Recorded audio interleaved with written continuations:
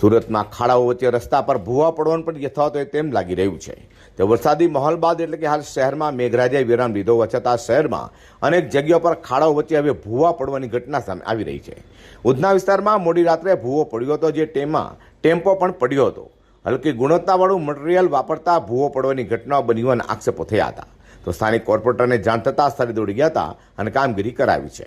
તો આ ભૂવો જે પડ્યો છે 25 વર્ષ જૂની ગટરની લાઈન, જે વરસાદી લાઈન અહીંથી પસાર થાય છે અને બાજુમાં આઉટલેટ એનો ચેમ્બર બી છે, એનો સબ ચેમ્બર જે બેસી જવાથી આ ભૂવો પડ્યો છે। અને વિશેષ આ ટીપી લાઈનોના અને સોસાયટીના આંતરિક ગટર લાઈનો અને પાણીની લાઈન આશરે 25 વર્ષ જૂની છે।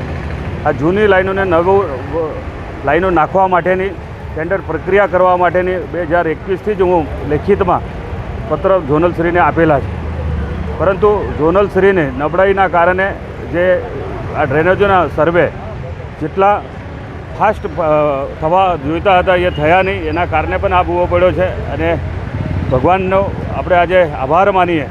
અમારું આ એજ્યુકેશનનો હબ છે, છત્રપતિ શિવાજી મહારાજ સ્પોર્ટ્સ સંકુલ અને એજ્યુકેશન સંકુલ છે। એમાં 2 હાઈસ્કૂલો આવી છે અને 7 થી 8 બીજી નગર પ્રાથમિક સ્કૂલ આવી છે। અહીંયા વિદ્યાર્થીઓને અવર જવર અહીંથી બહુ મોટો છે અને સામે તમે જો છો ઇન્ડસ્ટ્રીયલ વિસ્તાર છે। આ સાઈડ રૂટનો રસ્તો ટીપી રસ્તો છે, આ ટીપી રસ્તાનો અહીંયા બીજા ટીપી રસ્તા સાથે મર્જ થતો રસ્તો છે। આજે જે અહીંયા ભૂવો પડ્યો છે એમાં કોઈ એક્સિડન્ટલી કોઈ નુકસાન નહીં થયું, ભગવાનનો આપણે આભાર માની છે।